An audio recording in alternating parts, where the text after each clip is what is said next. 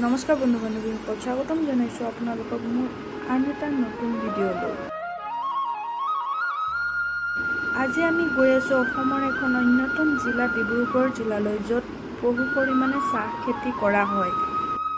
সেউজীয়াৰ মাজেৰে আমাৰ যাত্ৰা আৰম্ভ কৰিলোঁ। আজি যিহেতু বিজয়া দশমী, সকলোলৈকে বিজয়া দশমীৰ শুভেচ্ছা জনালোঁ।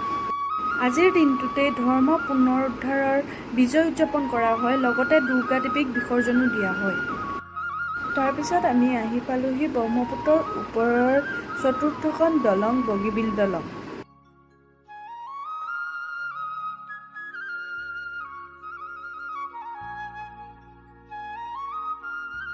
তাৰপিছত আমি আহি পালোহি কাঞ্চনজংঘা ফ্ল'টিং ৰেষ্টুৰেণ্ট, যিখন বগীবিল দলঙৰ নিচেই কাষতেই অৱস্থিত। সুন্দৰকৈ সজাই তুলিছে এই ৰেষ্টুৰেণ্টখন।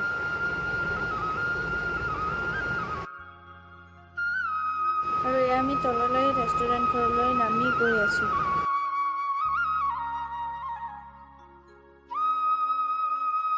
ৰেষ্টুৰেণ্টখনৰ চাৰিওকাষটো বৰ ধুনীয়াকৈ সজাই তুলিছে তেওঁলোকে। নদীৰ মাজত পৰিৱেশ উপভোগ কৰি খাদ্য পৰিৱেশনৰ সুবিধাও ইয়াত আছে। আমাৰ সকলোৰে শ্ৰদ্ধাৰ ভূপেন মামাৰ এখনি প্ৰতিছবিও ইয়াতে ৰখা হৈছে। আমাৰ খানা অৰ্ডাৰ দিয়া হৈ গ'ল আৰু এয়া চাৰিওফালৰ পৰিৱেশটো কিমান ধুনীয়া লাগিছে দেখিছেনে? সকলো বহি গ'ল, খানাও আহি গ'ল।